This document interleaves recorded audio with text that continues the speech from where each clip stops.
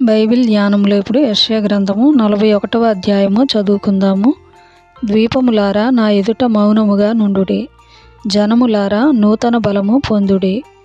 వారు నా సన్నిధికి వచ్చి మాటలాడవలెను, వ్యాజ్యము తీర్చుకొనుటకు మనము కూడుకొందము రండి. తన ప్రవర్తన అంతటిలో నీతిని జరిగించువానిని తూర్పు నుండి రేపి పిలిచినవాడెవడు? ఆయన అతనికి జనములను అప్పగించుచున్నాడు, రాజులను లోపరుచుచున్నాడు. ధూళివలె వారిని అతని ఖడ్గమునకు అప్పగించుచున్నాడు, ఎగిరిపోవు పొట్టు వలె అతని వింటికి వారిని అప్పగించుచున్నాడు. అతడు వారిని తరుముచున్నాడు, తాను ఇంతకు ముందు వెళ్ళని త్రోవనే సురక్షితముగా దాటిపోవుచున్నాడు. ఎవడు దీనిని ఆలోచించి జరిగించెను?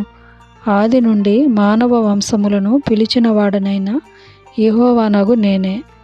నేను మొదటి వాడను, కడవరి వారితోనూ ఉండువాడను. ద్వీపములు చూచి దిగులు పడుచున్నవి, భూదిగంతములు వణకుచున్నవి. జనులు వచ్చి చేరుచున్నారు, వారు ఒకనికొకడు సహాయము చేసుకొందురు, ధైర్యము వహించుమని ఒకనితో ఒకడు చెప్పుకొందురు.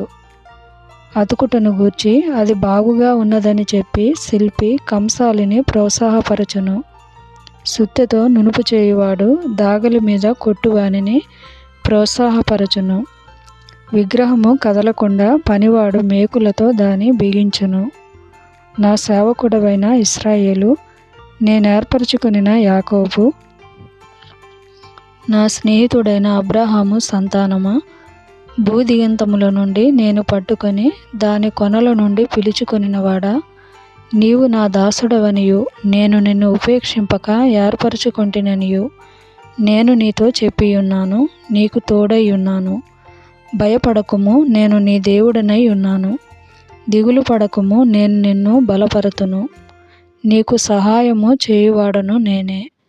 నీతి అను నా దక్షిణ హస్తముతో నిన్ను ఆదుకొందును. నీ మీద కోపపడిన వారందరూ సిగ్గుపడి విస్మయం పొందెదరు. నీతో వాదించువారు మాయమై నశించిపోవుదురు. నీతో కలహించు వారిని నీవు వెదకుదువు గాని వారిని కనుగొనలేకపోవుదువు. నీతో యుద్ధము చేయువారు మాయమైపోవుదురు, అభావులగుదురు. నీ దేవుడనైన యెహోవానగు నేను. భయపడకుము, నేను నీకు సహాయము చేసేదనని చెప్పుచు నీ కుడి చేతిని పట్టుకొనుచున్నాను. పురుగు వంటి యాకోబు, స్వల్ప జనమగు ఇశ్రాయేలు, భయపడకుడి, నేను నీకు సహాయము చేయుచున్నాను అని యెహోవా సెలవిచ్చుచున్నాడు. నీ విమోచకుడు ఇశ్రాయేలు పరిశుద్ధ దేవుడే. కక్కులు పెట్టబడి పదునుగల క్రొత్తదైన నురిపిడి మ్రానుగా నిన్ను నియమించియున్నాను. నీవు పర్వతములను నూర్చుదువు, వాటిని పొడి చేయుదువు, కొండలను పొట్టువలె చేయుదువు. నీవు వాటిని గాలించగా గాలి వాటిని కొనిపోవును, సుడిగాలి వాటిని చెదరగొట్టును. నీవు యెహోవాను బట్టి సంతోషించుదువు, ఇశ్రాయేలు పరిశుద్ధ దేవుని బట్టి అతిశయపడుదువు. దీనదరిద్రులు నీళ్లు వెదకుచున్నారు, నీళ్లు దొరకక వారి నాలుక దప్పిచేత ఎండిపోవుచున్నది. యెహోవాను నేను వారికి ఉత్తరమిచ్చెదను, ఇశ్రాయేలు దేవుడనైన నేను వారిని విడనాడను.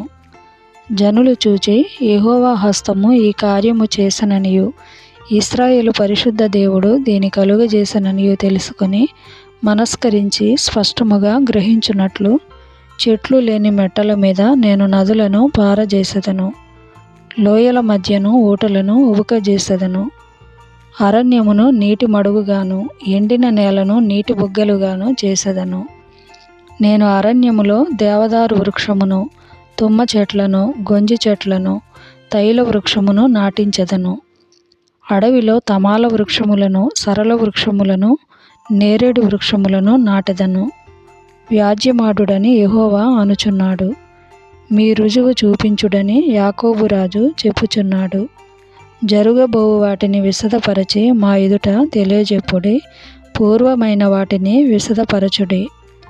మేము ఆలోచించి వాటి ఫలమును తెలుసుకొనున్నట్లు వాటిని మాకు తెలియజెప్పుడి.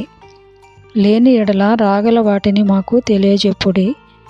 ఇక మీదట రాబోవు సంగతులను తెలియజెప్పుడి. అప్పుడు మీరు దేవతల్లిని మేము ఒప్పుకొందుము, మేము ఒకరినొకరము సాటి చేసుకొని కనుగొనున్నట్లు మేలైనను కీడైనను చేయుడి. మీరు మాయా సంతానము, మీ కార్యము శూన్యము. మిమ్మును కోరుకొనువారు హేయులు. ఉత్తర దిక్కు నుండి నేనొకని రేపుచున్నాను. నా నామమున ప్రార్థించువాడొకడు సూర్యోదయ దిక్కు నుండి వచ్చుచున్నాడు. ఒకడు బురద త్రొక్కునట్లు, కుమ్మరి మన్ను త్రొక్కునట్లు అతడు సైన్యాధిపతులను నలగద్రొక్కును. మేము ఒప్పుకొనున్నట్లు జరిగిన దానిని ఆది నుండి తెలియజెప్పిన వాడెవడు? ఆ వాదము న్యాయమని మేము అనునట్లు పూర్వకాలమున దానిని తెలియజెప్పిన వాడెవడు? దానిని తెలియజెప్పువాడెవడునూ లేడు, వినిపించువాడెవడునూ లేడు, మీ మాటలు వినువాడెవడునూ లేడు. ఆలకించుడి, అవియే అని మొదట సీయోనుతో చెప్పిన వాడను నేనే. యెరూషలేమునకు వర్తమానము ప్రకటింపునొకని నేనే పంపితిని. నేను చూడగా ఎవడునూ లేకపోయెను. నేను వారిని ప్రశ్న వేయగా ప్రత్యుత్తరమియ్యగల ఆలోచనకర్త ఎవడునూ లేకపోయెను. వారందరూ మాయాస్వరూపులు. వారి క్రియలు మాయ, వారి పోత విగ్రహములు శూన్యములు. అవి వట్టి గాలి అయి ఉన్నవి.